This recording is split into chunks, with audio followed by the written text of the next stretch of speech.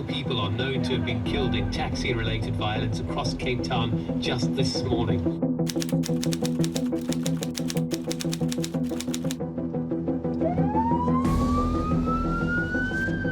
Shooting going on there. That was shooting.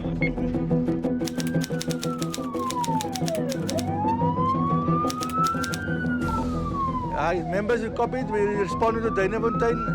The blue lights on, guys. Sweet homes. Idiot. Cape Town is quite dangerous to be a police officer. We don't know what to expect. That is our work. And Samora Michelle. So that's 4 separate shooting incidents, and some of those scenes are still... On arriving at the crime scene, there's nothing that Police Commissioner Domingo can do but count the victims. 3 people, eh? 3 people shot. 3 people, yeah. 1 fighter. Where's the other one? In the corner, yeah. In the corner there. Oh, shit. One wounded victim on the pavement, another taken into emergency care, and 1 dead, shot at point-blank range. The anti-gang unit commissioner makes his provisional assessment of this new case. There's a victim laying there. Can you please stay outside, please? The shooting took place just a few minutes ago. Now the police are searching for even the smallest of clues. Yeah, securing the area. Any projectiles or round that may still lay on the scene. The shooter isn't far. He escaped on foot just after having shot at his victims. The market is around. Now we don't know. It's not known yet what is the reason why they were shot. But it's alleged that this is part of a taxi-related. A settling of scores between taxi gangs, the beginning of an escalation that will result in 23 gun murders in 2 weeks, yet another symptom of a city steeped in extreme violence. Cape Town. At almost 6 million inhabitants, it's the second largest metropolis in South Africa after Johannesburg. It is first and foremost a world-renowned tourist destination. The country's wealthiest residents all have their villas facing the ocean, but there is a side to this idyllic setting that is kept hidden from view. Slums as far as the eye can see. The townships, Hanover Park, Manenberg, Khayelitsha. Ghettos formed under apartheid, reserved for the black and mixed-race population of Cape Town. Today, they are lawless zones within the city. Here, death strikes at every corner.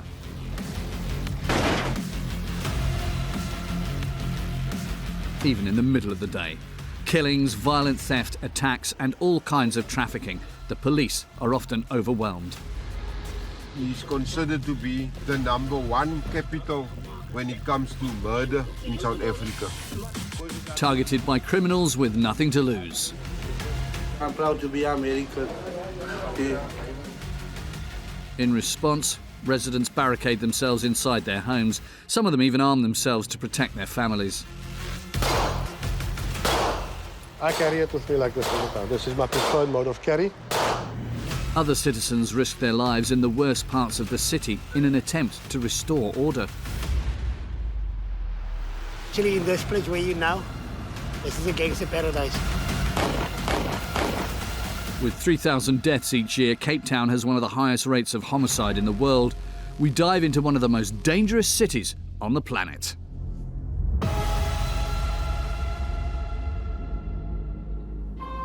For years, in the face of rampant crime, Cape Town's city centre has become a battleground. To protect themselves, inhabitants are building higher and higher walls.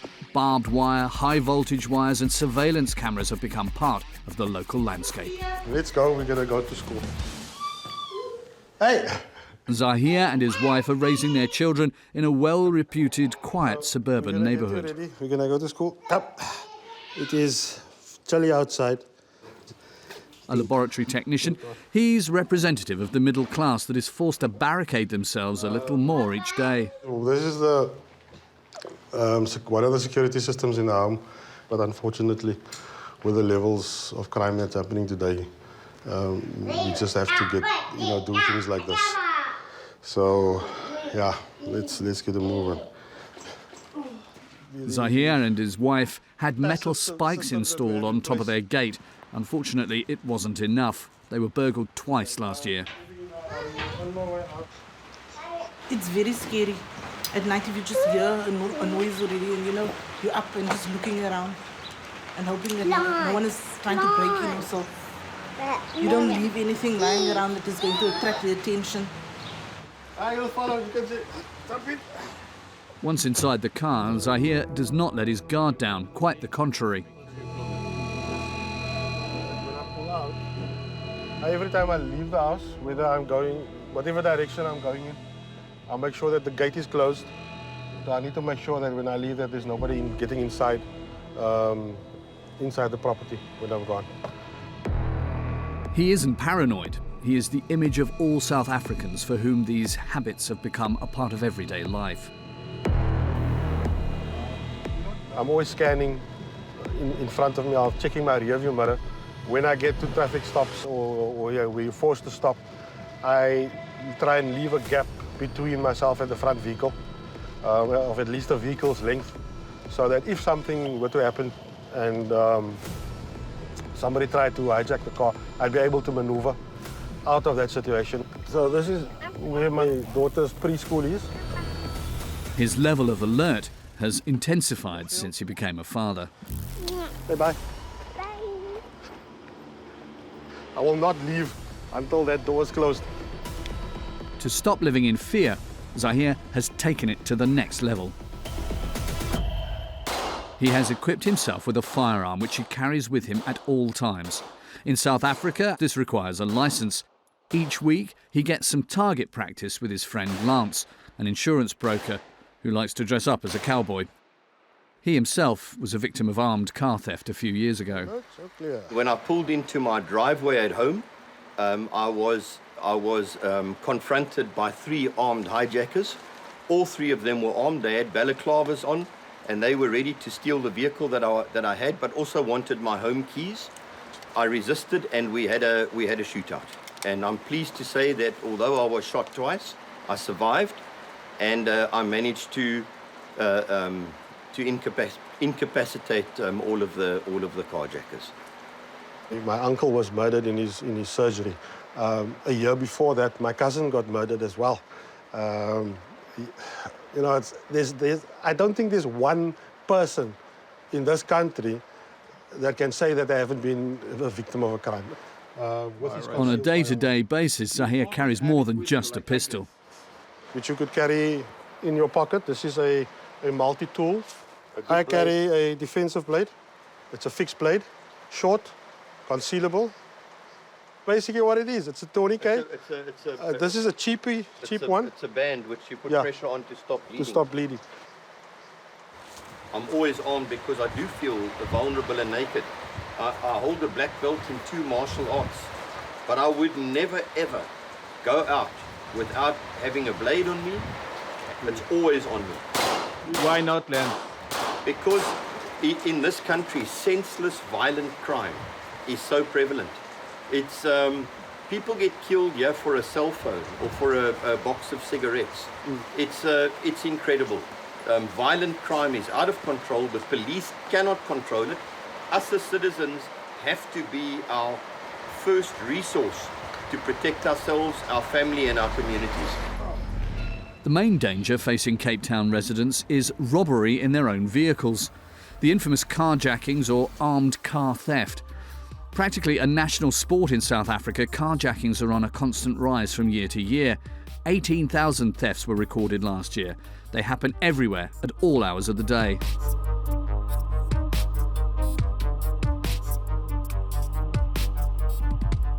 Each time they're carried out the same way. Here we see a group of men that are about to rob a goods van. From a distance, the assailants spot their prey. They've blocked off incoming traffic. They pull out their guns.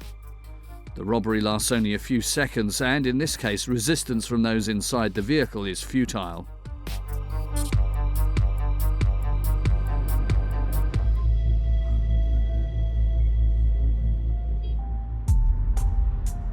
Sandra Fouché is a mother in mourning.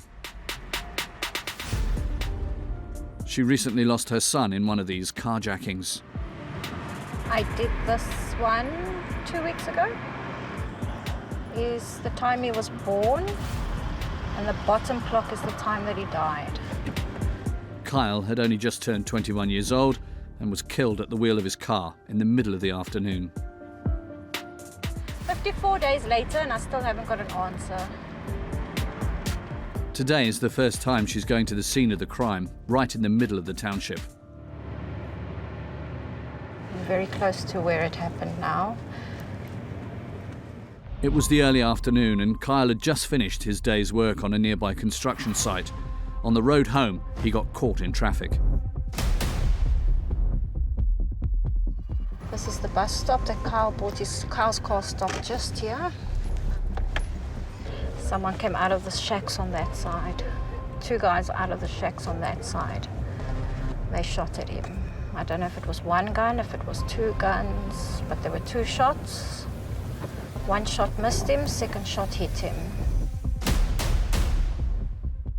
Kyle managed to drive from there, and as he veered into oncoming traffic, the Avanza tried to move. The Avanza moved forward, but Kyle still managed to hit him. And that was when Kyle collapsed over in his seat and died.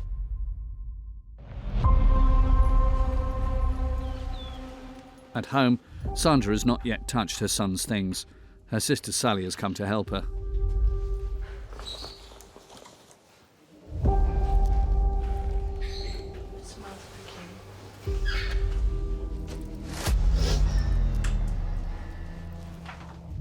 Kyle had just left home, but every weekend he continued to visit his mother and 12-year-old sister, Chloe.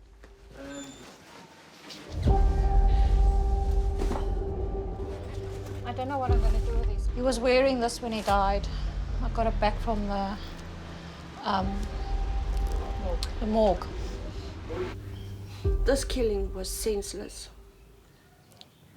He wasn't part of gangs and he wasn't part of life like that. Why? Why him? A murder that left a family devastated by grief and with little hope of finding the killers. In the townships, investigations are rarely successful.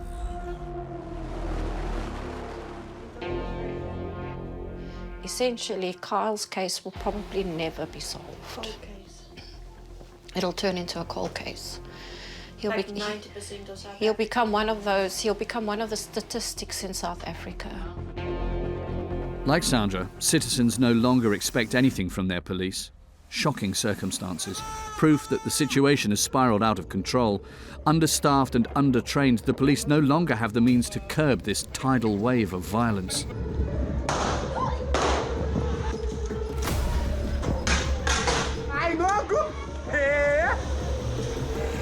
So, South Africans are faced with a dilemma: rely on themselves for their own protection or call in specialist companies.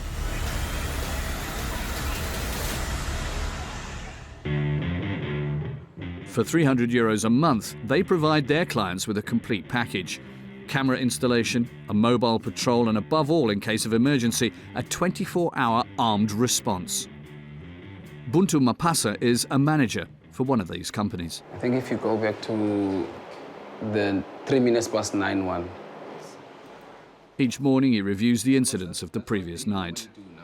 They pretend like they're walking, right? And then slowly looking into cars. And then if they manage to spot something on the vehicle, then they will quickly, with the elbow or with whatever object they have, that's how they operate. On this occasion, the suspect decided not to act, a fortunate outcome for the owner of the vehicle. But whatever the outcome, it is advisable to have such a device at hand. It can be a saving grace in many situations. In this video, for example, the man with the backpack is suddenly attacked by a group of young people in the middle of the street.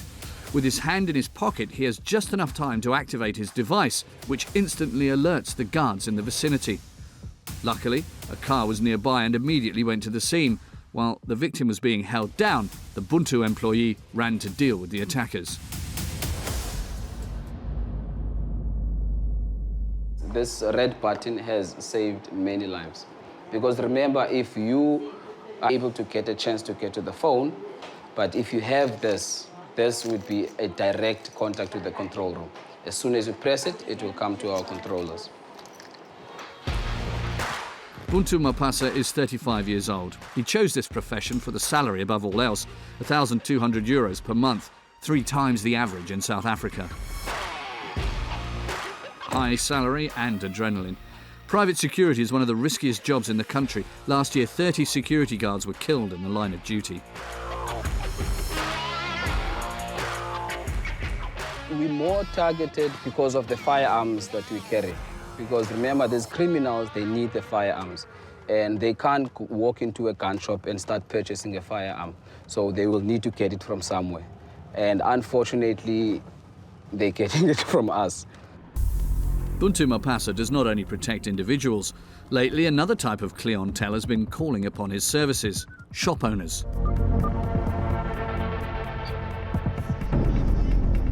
The country is experiencing an unprecedented wave of looting. 40,000 shops were robbed in a few days. Law enforcement officers were totally overwhelmed by the events. With over 300 deaths, the death toll is extremely high. Against this backdrop, the security officer is on maximum alert. Everyone is on a panic. You've got business owners that are fearing for their businesses, because anytime, at any point, a group of people might come in and start looting your shop empty. And just then, at security headquarters, an alarm is activated. Controller, come in for Alpha Mike. Buntu immediately goes to the scene. He suspects that goods are being stolen from this warehouse.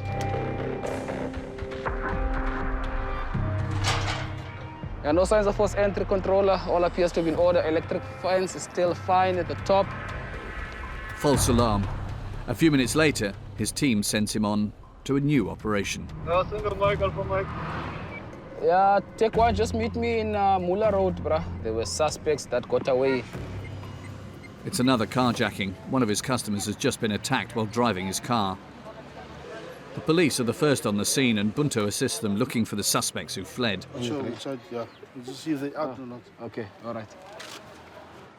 Suspects ran into one of the canals, man. It was an armed robbery. They've got one suspect already, but the other two, apparently, they in the canals. So we're just gonna see what's happening. Nothing below ground. Buntu conducts a search of the neighboring building.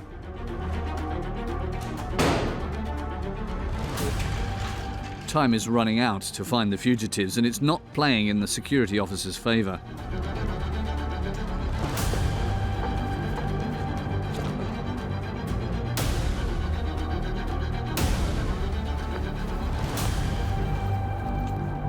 Now we checked inside church and at the back, nothing. A few hundred meters away, the police recover the murder weapon, a large caliber gun, a model particularly favored by gangsters. The gangsters are finally arrested 2 hours later. After inspection, it becomes clear that the gun belongs to the gang that has been terrorizing all of Cape Town, the most feared gang in the whole city, the Americans. They have their headquarters in a district just 15 kilometers from the city centre, Manenberg.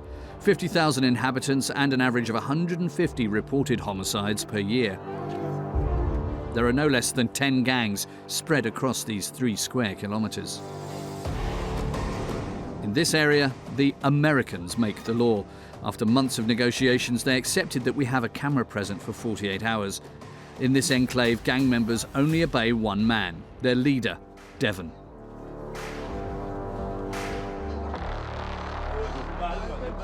This is mess bag, like a knife. This is loot, like a lot of money, this one. And this one, oh, this one. His name is Killer. You know why he's a killer? He like to kill people, man. Straight talk, he like to kill people. That's why I get that nickname, Killer. All these gangsters have robbed, raped and killed. Their leader, Devon, 41, is the most feared of them all. Actively wanted by the police, a price has also been put on his head by all the rival gangs.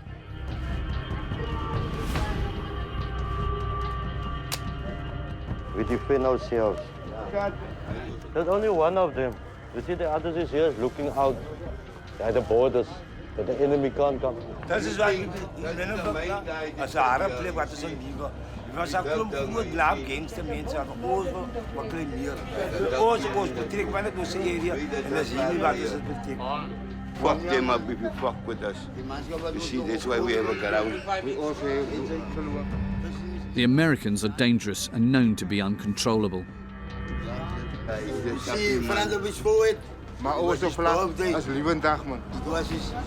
Especially when under the influence of drugs. You see, ugly Americans, you. All of us had something like that. God bless America. We are born Americans, we die Americans. That's our life. There's no turning back from being in the gang. You feel like you're on cloud 9. It's intoxication, man. You doesn't know what's really happening. But this is the good stuff for them. Very good stuff.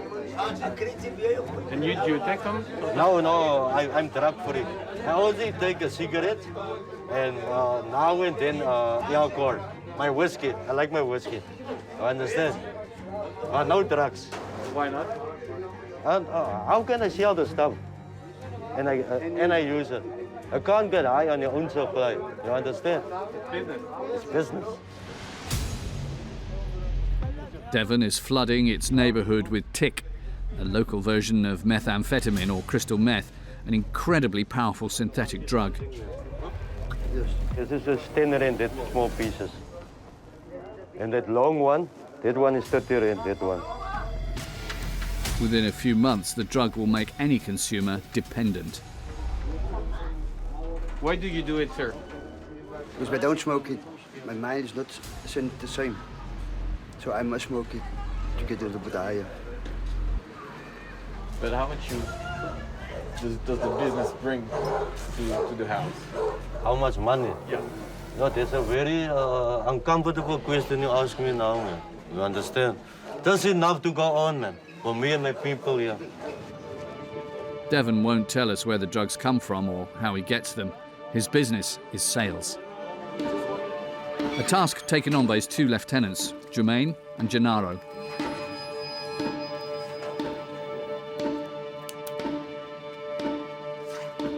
This is tick. Tick. Makes the people high.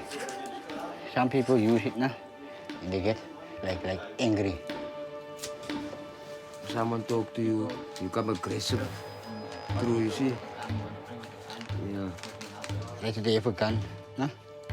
But when they talk, no? They wanna play with the gun now, and they wanna have the gun and cock the gun and do everything with the gun. You say you take it to the corner, you're gonna sell it now to the customers. Dealing is a risky business. Before rising up the ranks, Jermaine and Gennaro started out in the field. Just here, like this. Block here. In front there, they shoot it. And looking for Jermaine that night. And then they started shooting, All the time. He was running in front of me, but they shoot him scrums here, in the back here. So I thought maybe he's gonna fall. Because I'm running at the back, I'm watching him, running. And I see, yeah, he's gonna fall. But okay, he didn't fall. He managed and he go. The dealer was left with lifelong injuries. Yeah, stole my bag. Stole my bag, he have also here. And look how does it look. They're forced to work with the stuff. Yeah, this is his personal one. And what is his name? In the gang, Dylan is a hitman, a hired killer. He boasts proudly of his murders. It takes 19. No, how many people does that gun? This gun, it killed. It killed plenty of people. I just come out shortly time out of prison. So this thing, man. I catch you, I pick you up, face off.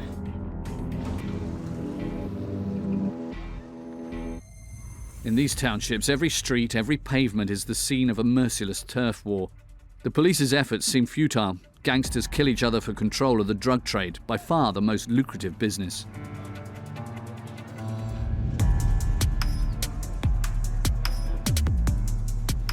A police officer and his father, Commissioner Domingo, have been on patrol here for 22 years. Everyone becomes a suspect that stands on a corner because they're part of a gang.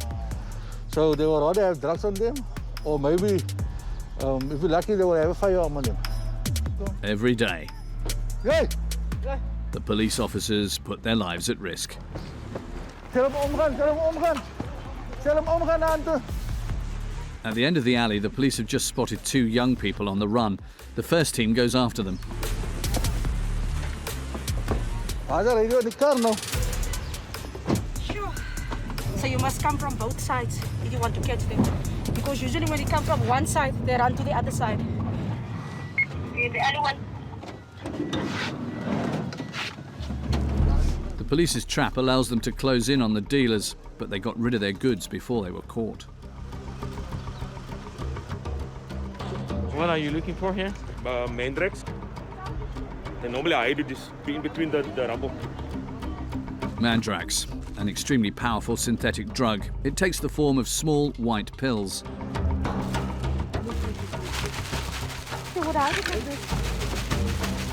Ah, shoot on, shoot on, shoot on, shoot on.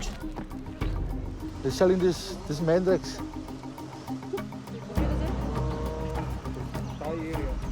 50 to 60 rand, it depends.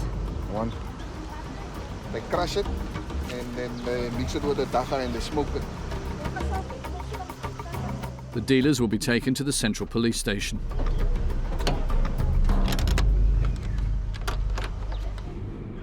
They will give them a fine, or for the most, is it how many, 2 years, 3 years for drugs?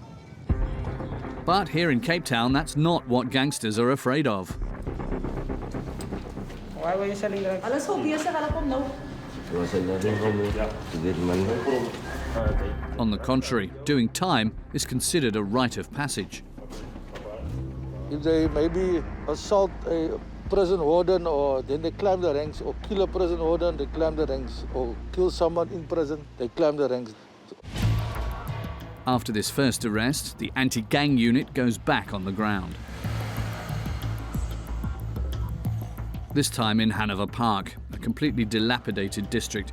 It serves as a rear base for 2 of the city's most feared gangs. This area here is the mongrels. We're going to the mongrel territory now. You see how close they are to one another. That side is the Americans, this side is the mongrels. So that people can't come over here. They walk here, then they fight. That's why they're shooting one another. Also about drug turf. I'm just gonna check what's happening here with these guys. Commissioner Domingo suspects that these young people are armed. Ni happy lane hangi. Ako pa futa. Papa gang boys eh. Naps ging soon. Hey, besika. Ja, tot. Hoe mooi praat met my. Was there runner? Yeah. Huh? This is what I found. This is what they found. 9 mils. But their gun is their gun. As ik zeg met de bullet die op jou. Wanneer zit er op hotel? En dan zit de Mexico op jou. Look hier. Oké, we gaan nog mooi praten over die politie. Wat zeg? These young people are going to be arrested for illegal possession of ammunition. In the ghetto, the young dealers are the ones who get caught first. Now they use these youngsters to keep the stuff on them and to do the running around, to sell the drugs for the gang leaders. So you will find them sometimes, most of the times, you will never find stuff on the person that is the leader or the drug dealer. Ain't it frustrating also to feel like arresting only the small guy? Yeah, but like if the small guy that we catch with the drugs, or they're selling the little quantity, then we can question him or get information from him to get to the big ones, the big dealers. Or the suppliers even, we can get to the suppliers also. Methods that are rarely effective in their war against traffickers. For For Devon, the American's gang leader, it's not the police who worry him, but the residents of the township. Nothing must interfere with the smooth running of his business. As it happens, an incident has just occurred. One of the inhabitants of the territory he controls has been robbed. Devon gets hold of the first suspect. Bring I must push you. Bring Don't worry, I got the car. Chet, kom hier. Staan hier langs me. Kijk eens hier over mij. Hij moest gewoon horen voor op zijn plek, no? Wie wil zeggen, is sterk, wie is het? Maar niet, als je gaat zeggen, als je wie op je gezegd, om te zeggen dat hij moet liegen wel, dan weet je, dan gaat hij ook geslacht worden, no? Hoor wat ik wil zeggen? Hoor wat ik wil zeggen? One of Devon's lieutenants grabs a hammer to make him talk. Wie dat doen? Wie dat doen? Wie het zeggen, wie dat doen? In the end, the interrogation is fruitless. At the same time, the victim of the burglary arrives at the scene.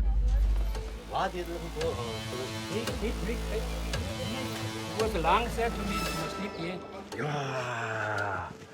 Wat empty hier, wij praten, jong. My stove was on top here. My stainless steel kettle was standing there. Did you took your stove also? Yeah, they took My our... shoes, my t-shirts. They took it. Yo. See here, it's empty here.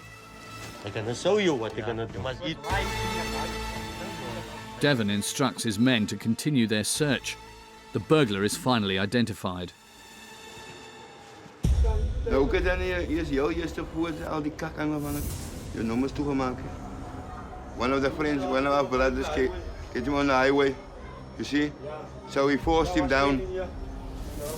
In our gangster constitution, he just been found guilty. Yeah, you don't get away with your stuff. It isn't the first time that the thief has been caught. Why do we do it? Hold it up. You see? Papa.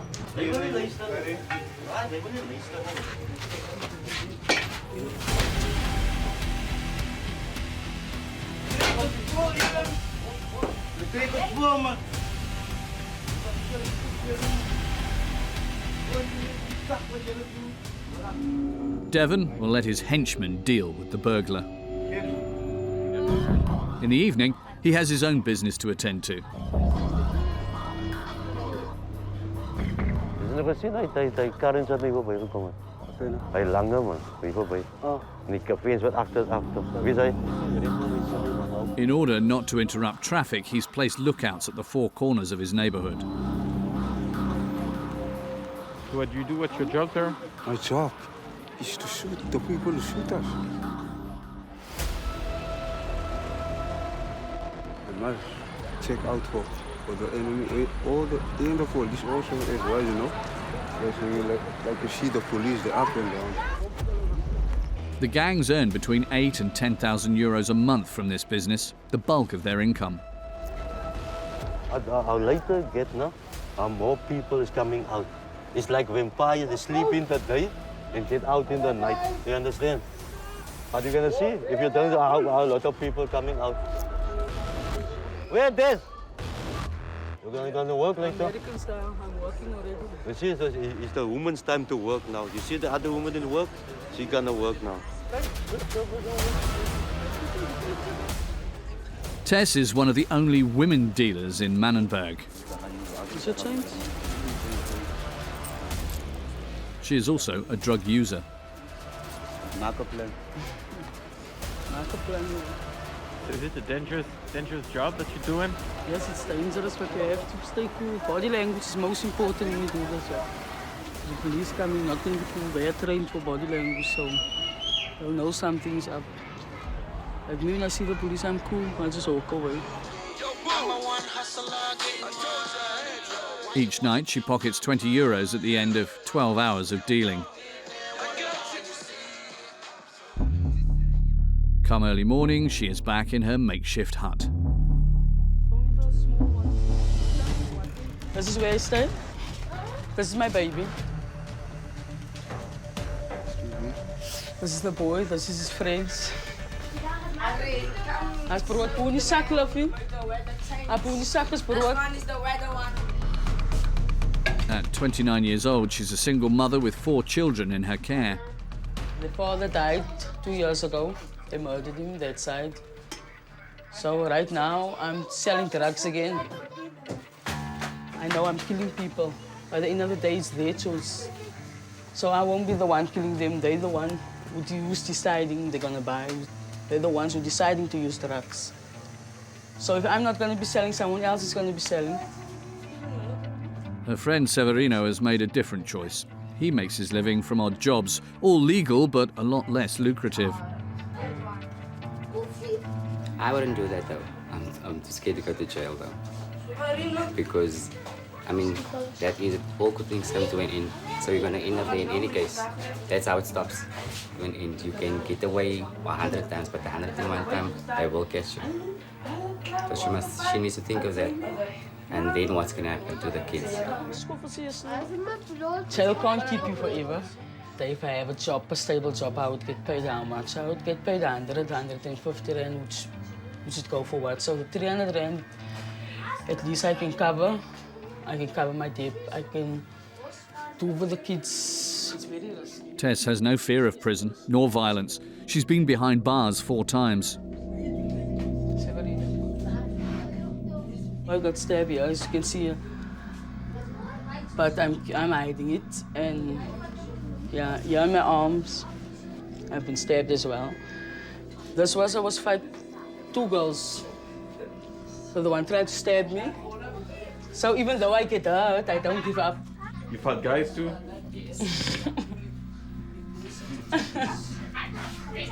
I can always say this. I can do anything that a man can do, except I can't fuck a woman.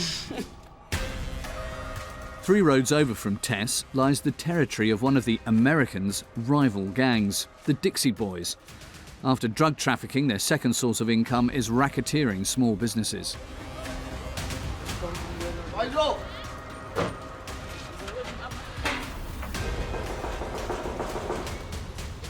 It's a Faisal. Maak man. In charge of collecting fees is Noor, 22 years old, one of the leaders of the Dixie Boys. Get done. Get done, man. He's feared for his brutal and coercive methods. One Sunday a month, he makes his rounds to collect money. 500 no? Yeah. Yeah, my bro, you must know the reasons also, my bro. 30 euros per month is the price of the so-called protection offered by the gangsters. Bro, shukran, my bro, man. No? Yeah, for the time in front. Don't be so scared, my bro, man. What? Why take so long to open, take so long and stuff, my bro, man. You buy? All the shopkeepers in the area pay up, one after the other. Main of region this thing, they protect us and our business. Yeah, because according to all the facts and the dangerous things that must happen here, you understand? Yeah. Yeah, to not let them disturb and all the money Safe. that you make, you feel safe also. Yeah. You understand, my bro? Yeah. Recently released from prison, Noor imposes his authority and his methods. Those who cross him do not stand a chance. And right now, he's angry. I know this other guy here from us, this manskap here from us, you understand? You know what he do? He go there by the Nazis here, he take the Nazis money and run away. So they come complain by us and so we just beat him up a lot there. He is here. On each expedition to collect dues, Noor summons his henchmen. Like this one, this is one of the main ones, my bro. His name is Danger, my bro. You understand? Yeah, he is the one that make the whole time, my bro. You understand? The main shooter, my bro. We will sort him now out because he think we are fucking playing here. You understand? He's breaking down. I go for them. You understand? You mean the other crew. He just plays. I fuck you up. Okay, my bro. I fuck you up. Now, mess up. Yeah, something like this. Wala dyan si kang nagamit na sa pini, di vetay sa via entry da bu pio matambo ni gizan. So also number me bro, down me bro. What's up? What's up? The gangsters will settle for a beating. The victim can count himself lucky. Next time you shoot him, it's not. If you go the second time you shoot him, that's the first round. He was shot. You see here? Can you see? He was shot here, man. Multiple times here, my bro. Here, right up, they stitch him here. They shot him here through, my bro. That's why. That we can, but if he's gonna do again something like that, then we're gonna kick for by that no more so. Salute. On the streets of Manenberg, there is another business going on behind closed doors. This business is run by Rashid, one of the oldest members of the Dixie Boys. On the surface, he runs this garage.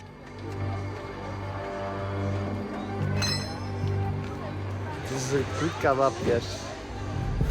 But the back room is a different story. 4 prostitutes work for him. They first pay him a fixed fee for the use of the rooms.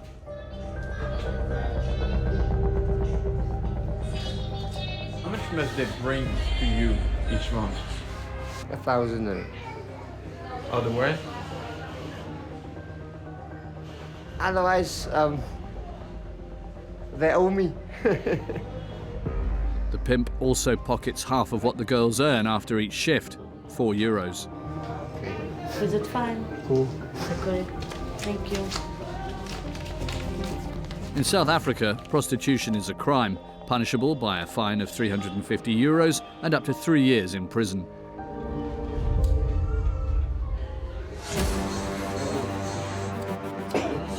The money generated by the prostitutes goes straight into the Dixie Boys' pockets. They use it to buy weapons and to expand their territory.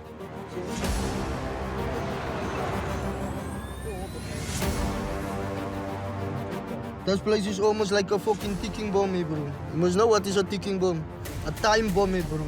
Any moment, any second, my bro, things happen here, my bro. In a split second, people die. In a split second, people at the end of the day. Noor is eyeing the neighbouring blocks of flats.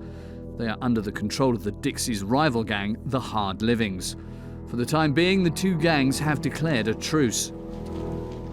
You see, we grew up all together, my bro, but they full of shit, those guys. You understand? Like this here, we all together here, but we shoot each other here from this corners, my bro. Here, this side, you see, like this court, and the other one, and that court there by the park, that is our ground. All it takes to start a war is a small spark. One wrong word, a provocation. There where danger is walking now. And if they see that guy, my bro, they full of shit, my bro. And they soon go take guns out and all this stuff. Maar ze kan hulle omvat, ek gaan weet maar sy gaan die saam oor my bro, maar danger! Danger! Anito. No was. You understand? Waar danger now, my bro? Danger is like a pit bull. We can make him lose at any time. If we say danger, go. He goes. That's his job. He kills. That's his job. His daily job. A provocation without consequences, this time. I don't care about they all I'm walking on their territory. I'm just tell them we must not fighting. Why can't on this side? But Friday night they want to fuck around with us, so we saw with them. We're not there to play. In March, a series of shootings took place in Manenberg, leaving 14 people dead and 10 seriously injured. As usual, they took place in the middle of the day. In plain sight. The police, powerless, could do nothing to stop this outburst of violence. When the gang wars when it's on, they don't care. They start shooting in the morning when the children go to school. And in the afternoon when children come out of school, then they shoot again. Yes, and it starts by the small ones. They start throwing stones, and afterwards the big gangs will start shooting guns. In Manenberg, the next generation is already taking shape. These children are between 6 and 14 years old and have formed their own gang. Not anyone can come here and talk his shit. You want to talk here and walk like you want to walk here. Because we make stand here, you see, there's the real guys. Their 15-year-old leader has already committed the irreparable, his first homicide. That's my main guy, this one. I call him pro. He's like a professor when he's on the street. I like it when he kill the guys and throw the stuff. I like the way you do it. You don't take shots from the other guys. You kids on the block, we more advanced, me bro. You understand? But okay, it's reality what happened here, me bro, in the ghetto. Faced with increasingly young and dangerous gangs, some citizens have decided to take matters into their own hands, to do the work that, according to them, the police no longer do.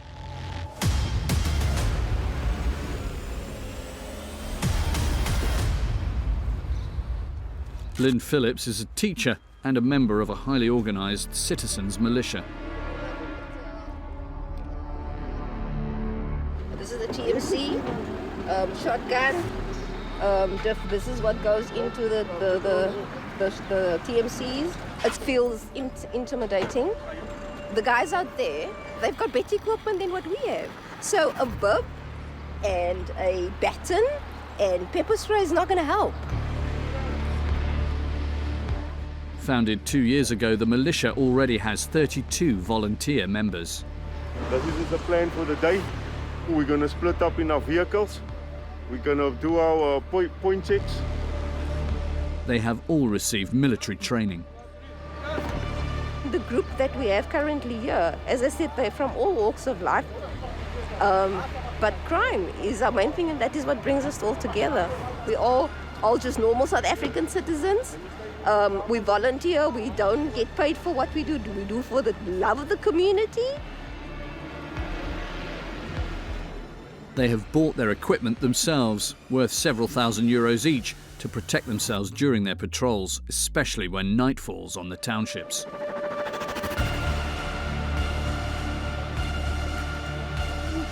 Where we're driving through now, it's a hot spot, and it's just a battlefield. And what's sad is that it's not them that get killed, it's the innocent people, because amongst these people that lives here, right, they don't have other choice than to stay here. And they are the people that get killed. Lynn and these men are patrolling for the sake of the gang's collateral victims, the most vulnerable, including children and the elderly. Some of them have formed a neighbourhood committee. They alert the militia as soon as there's an incident.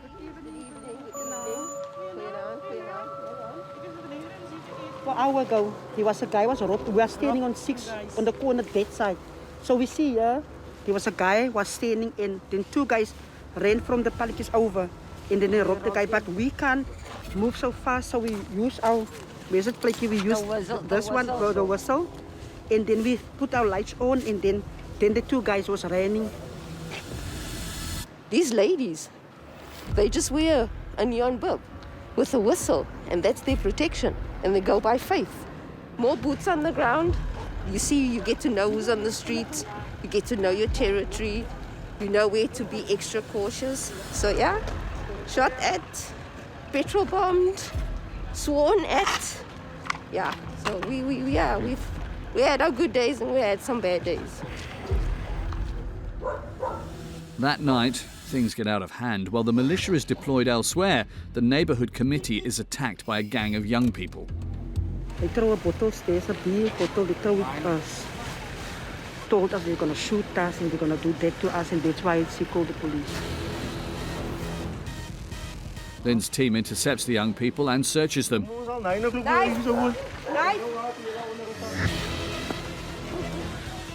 They are all carrying knives.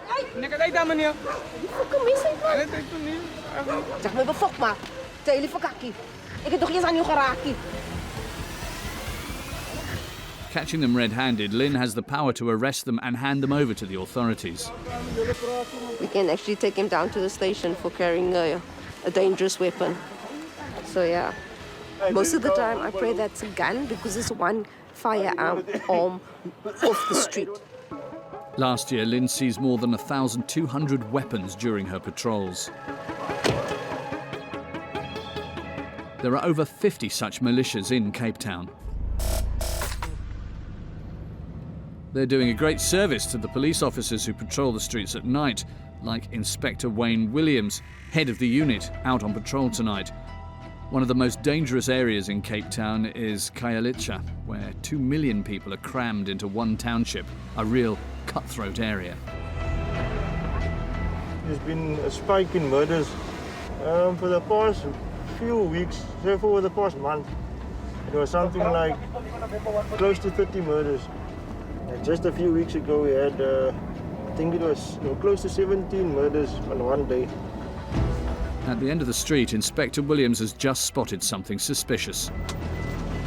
Let's go, guys, let's go. Roll out, roll out, roll out. On foot, police officers are much more vulnerable. Since he started out, Inspector Williams has lost 2 of his teammates to gangsters who shot them during a chase.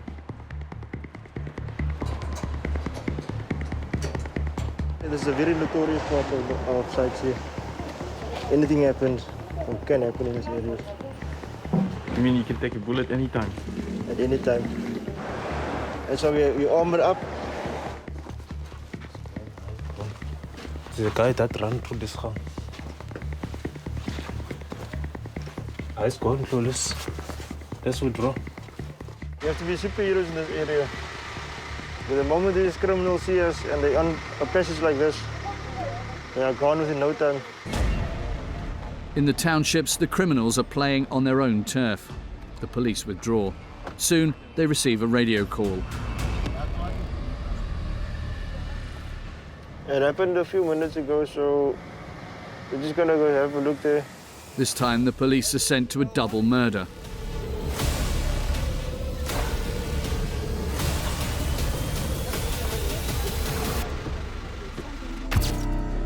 It happened inside this house.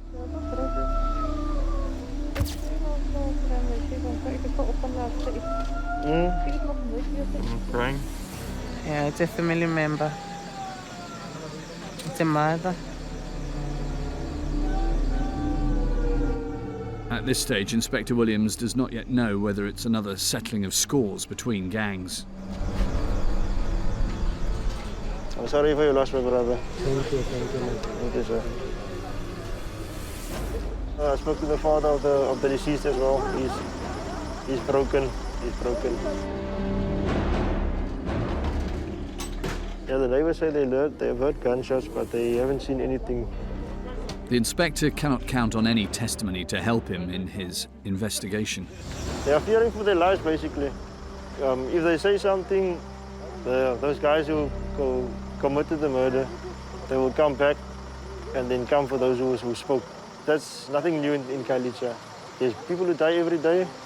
There's no witnesses, no one's seen anything. 2 dead tonight in Khayelitsha, 9 homicides in total during the night. A sad chronicle of an ordinary night in Cape Town, one of the world's most dangerous cities.